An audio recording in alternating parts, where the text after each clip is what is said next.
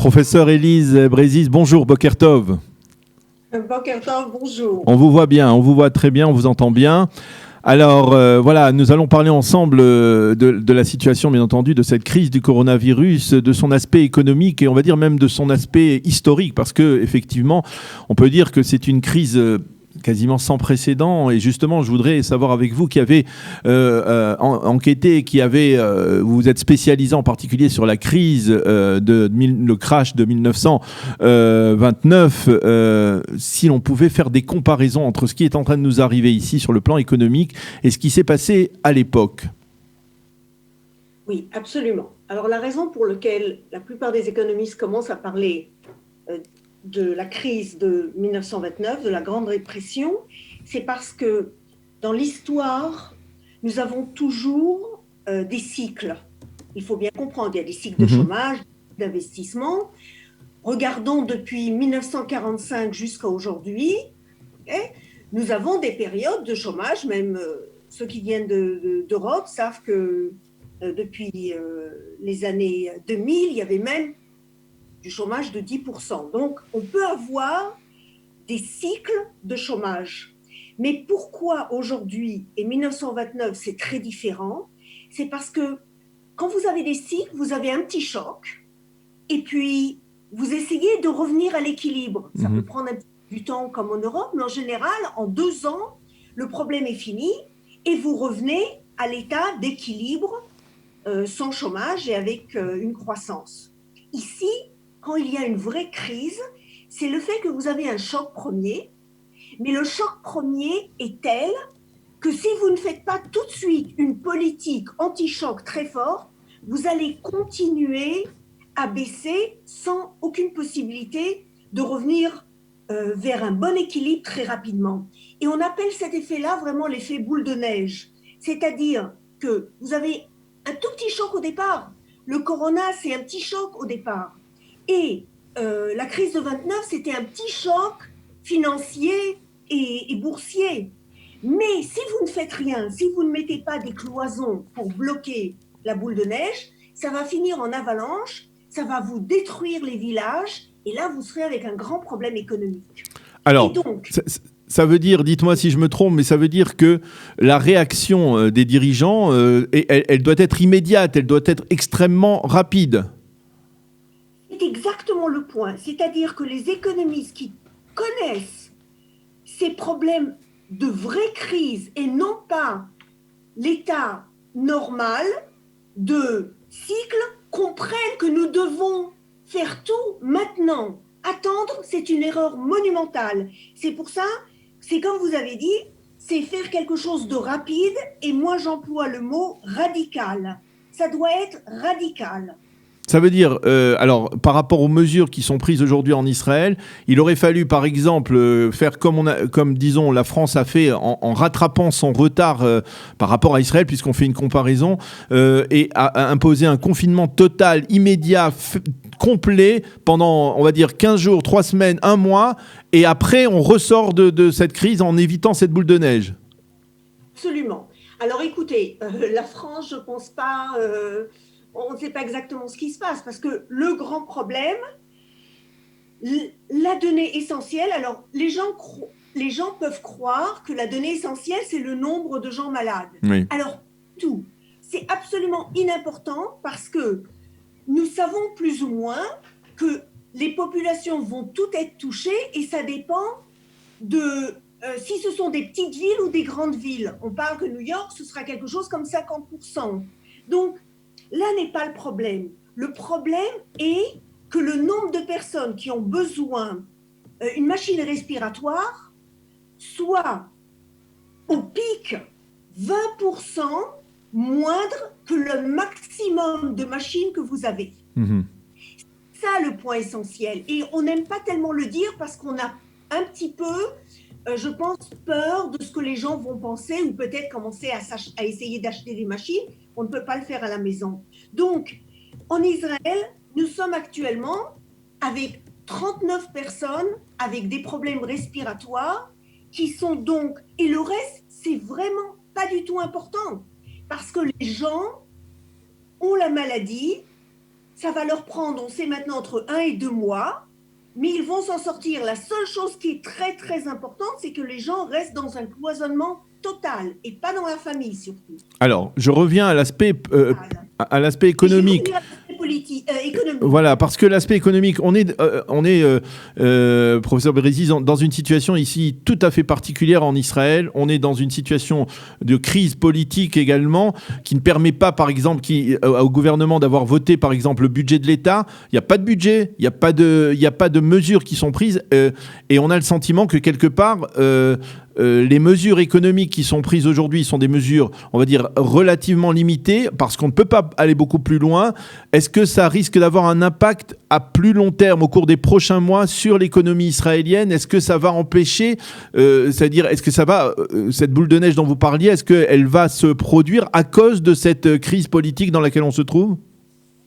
Je ne pense pas, parce que tout le monde, tous les politiciens avec qui je parle, sont bien d'accord que au moment, ça devrait se passer aujourd'hui, demain, où le gouvernement aura les données sur les dépenses, qui, à mon avis, nous sommes tous actuellement entre 20 et 40-50 milliards.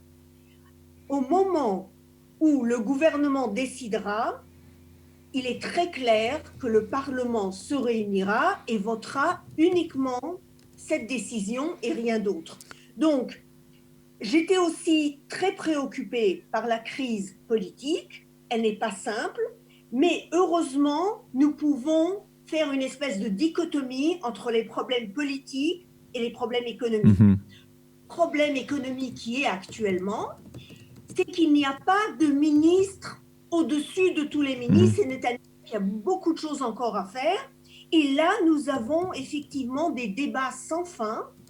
Il y a des économistes qui pensent comme moi qu'il faut d'aller tout un coup. Au début, j'étais vraiment en complète minorité. Actuellement, je viens d'entendre certains économistes très proches de Netanyahou qui commencent à dire c'est vrai, on a entendu 50 milliards, ça vient de moi, mais nous sommes prêts à aller jusqu'à 30 milliards. 30 milliards, dites-nous ces chiffres, ce sont les chiffres qui vont être insufflés dans l'économie pour aider les 840 000 chômeurs israéliens aujourd'hui, ces chômeurs, ces personnes qui ont été mis, ces centaines de milliers d'Israéliens qui ont été mis en congé sans solde, les indépendants. Non, beaucoup plus que ça, parce que les chômeurs, ceux qui sont inscrits comme chômeurs, n'ont aucune incertitude. Ils savent très bien qu'eux vont recevoir. C'est vrai que ce n'est pas du 100% de leur salaire, c'est à peu près, on va dire 60-70% selon leur salaire qui était le mois dernier, mais eux n'ont pas d'incertitude. Le problème de l'incertitude, ce sont ceux qui ont les indépendants, des petites sociétés et qui sont actuellement sans rien, et surtout, ils ont à payer, ils ont des frais. Alors là, le gouvernement rentre, et ce que j'ai proposé, et je crois que c'est vraiment en train d'être accepté actuellement, c'est que nous faisons un freeze, nous bloquons tout ce qui est dépenses, c'est-à-dire l'Arnona, les taxes, etc. Ils n'ont rien à payer. Ils n'ont pas à payer leurs salariés parce que les salariés sont payés par le gouvernement. Donc, la seule chose sur laquelle nous devons parler, c'est ce qu'ils reçoivent net chaque mois. Et là, ce que j'ai proposé, c'est qu'ils soient à peu près, ils reçoivent quelque chose comme le salaire minimal et peut-être aussi, comme il y en a beaucoup, le salaire minimal ou 70% du salaire minimal, et ils vont le recevoir pendant 1 ou 2 mois selon le temps de crise. Et donc, de cette manière-là, nous bloquons tous les problèmes, personne ne ferme son échoppe, personne n'arrête ce qu'il était en train de faire, les gens n'auront pas de soucis, j'espère que ce sera voté avant Pessah, donc les gens savent ou sauront que nous bloquons l'économie telle qu'elle était, à leur situation, et donc il y aura beaucoup moins d'incertitudes, et donc de cette manière-là, vous arrêtez la boule de neige. Je comprends très bien. Je voudrais revenir avec vous sur la comparaison avec la crise de 29.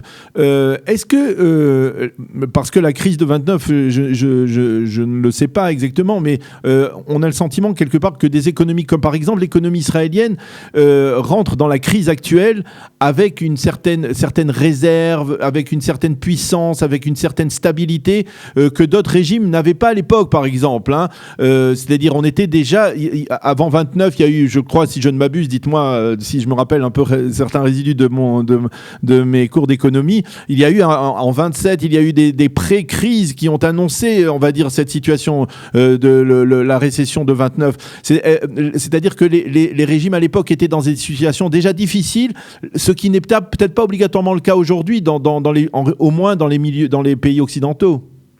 Oui, mais justement, alors on comprend que ce n'est pas très important. Bon, on ne parle pas d'un pays qui est vraiment en grosse catastrophe. Oui. Mais le fait est que vous regardez la boule de neige et vous ne regardez que la boule de neige et pas ce qui est à côté. C'est vrai que c'est très très bien que nous avions un très bas de chômage, un très bas taux de 4%. Mais aujourd'hui, on parle de 20%. C'est très bien qu'on parlait.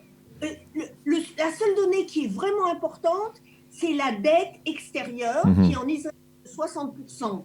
Donc, si on rajoute 50 milliards que nous allons, recevoir avec des bonds, c'est vraiment pas du tout important. On arrivera maximum à 65%.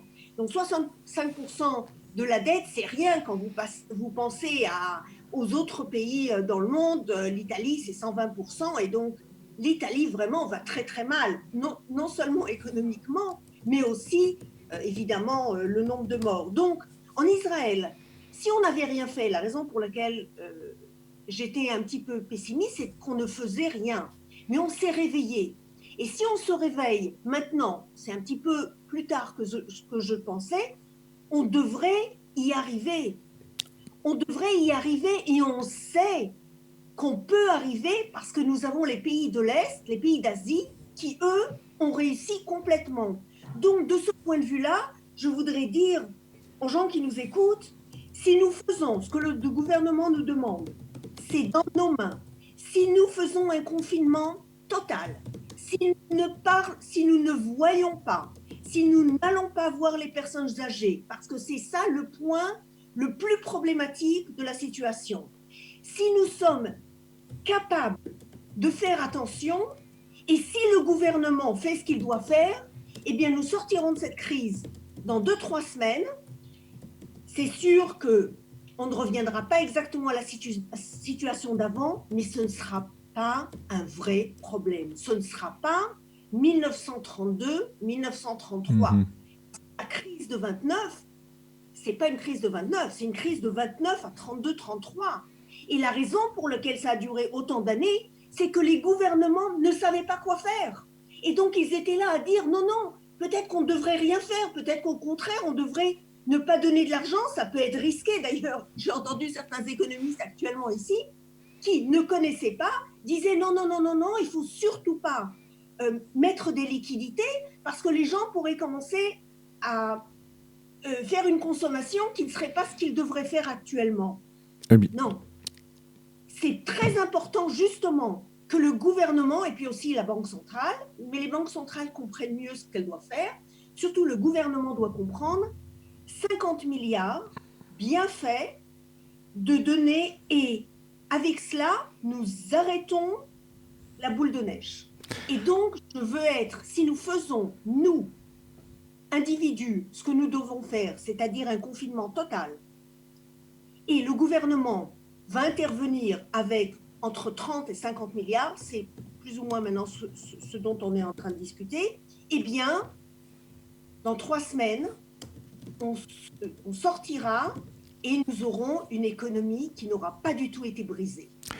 Eh bien, je crois qu'on a bien compris le message qui est à la fois d'une certaine manière un petit peu préoccupant, mais d'un autre côté rassurant aussi parce que, eh bien, effectivement, si l'on est discipliné, ce qui n'est pas, on va dire, la caractéristique première des Israéliens, mais si on est effectivement discipliné, eh bien, donc, dans 3 semaines, 1 mois, eh bien, on pourra peut-être se retrouver derrière cette crise, même sur le plan économique. Et Élise Brézis, merci beaucoup de nous avoir fourni ces explications extrêmement claires, limpides et en tout cas même d'une certaine manière relativement rassurantes. Merci d'avoir été avec nous ce matin sur Studio Qualita et bonne continuation et bonne santé bien entendu. Bonjour, au revoir.